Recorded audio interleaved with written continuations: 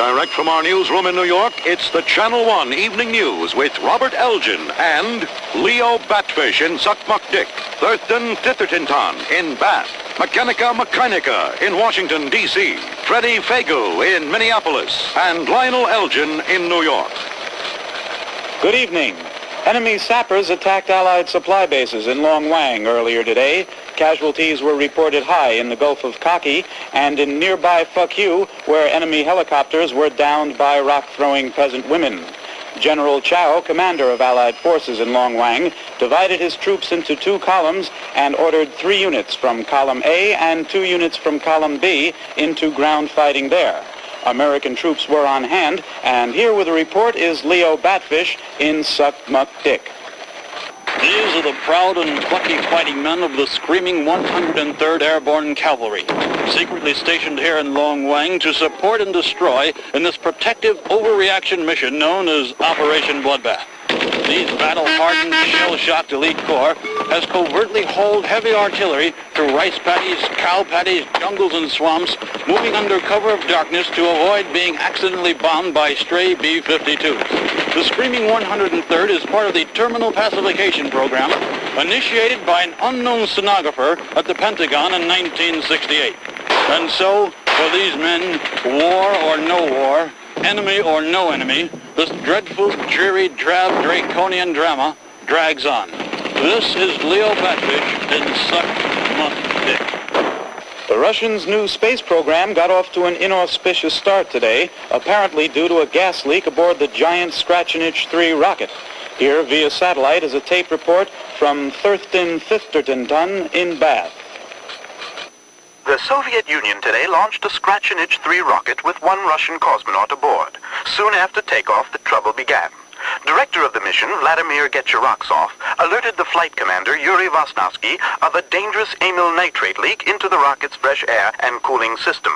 Apparently dazed by the noxious chemical, Commander Vasnovsky disregarded orders and, donning his spacesuit, jumped out of the giant spacecraft. Narrowly escaping doom with the aid of his British-built jet-propelled rocket pack, the berserk Russian spaceman, apparently enraged by the technical malfunctions plaguing the Soviet space program, launched a one-man assault on the mission control headquarters. In a typically Russian display of pique, Vasnovsky fought for several minutes with scientists involved in the ill-fated launching. Alexei Rudnakny, an authority on solar wind and former Olympic discus thrower, finally overcame cosmonaut Vasnovsky by driving him into the atomic pile. His present condition is unknown. Meanwhile, the abandoned rocket on a collision course for St. Peter's Basilica in Rome was detonated. This is Thurston Tithertonton in Bath.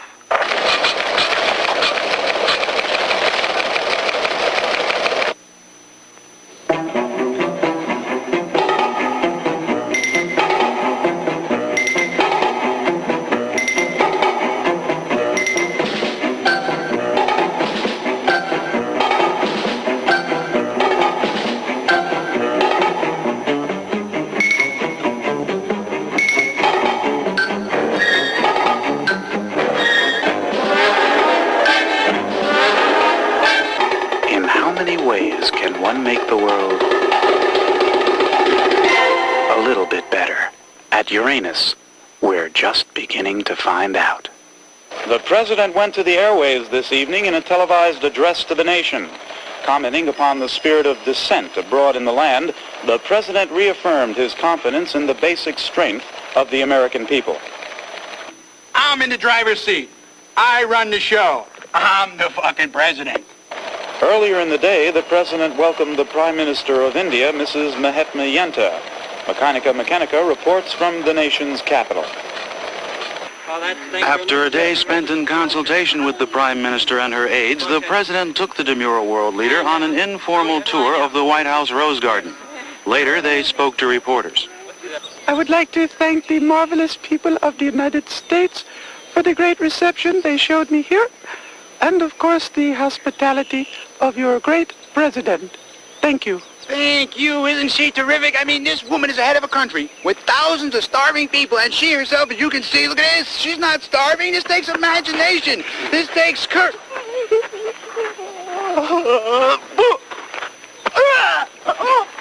And that is it. That's it. That's it.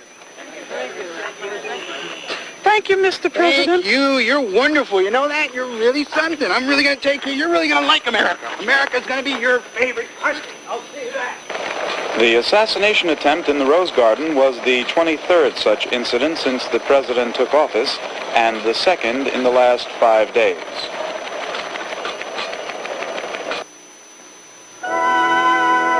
"5 years ago, a team of scientists working at Uranus discovered a unique polyester. It had the rare combination of properties which would make it suitable for reaming, sheeting, molding, and cutting. It could be used as insulation, lubricant, construction material, and fuel. Among other characteristics, it had the strength of steel, the flexibility of rubber, and the nutritional value of beef stew. This revolutionary substance, developed at Uranus, is Brown 25. The variety of products which can be made from this incredible new material is unlimited. From a suspension bridge to a child's plaything, Brown 25 does the job and does it for less.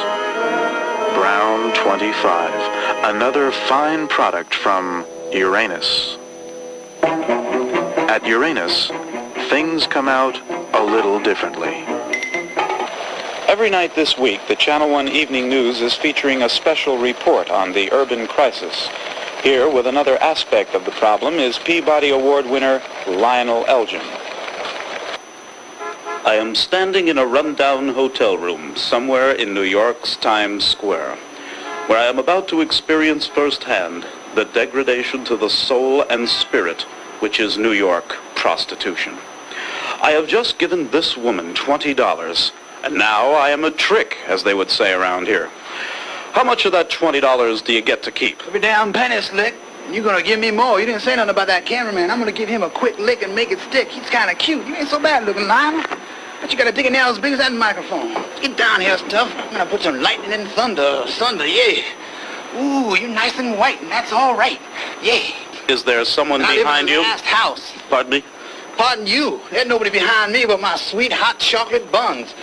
I bet you like to butter them buns, huh, faggot? This is a nice expensive shirt, but they put some cheap damn buttons on it, I'll tell you that right now. You know, we're gonna fuss and fight and it's gonna be all right.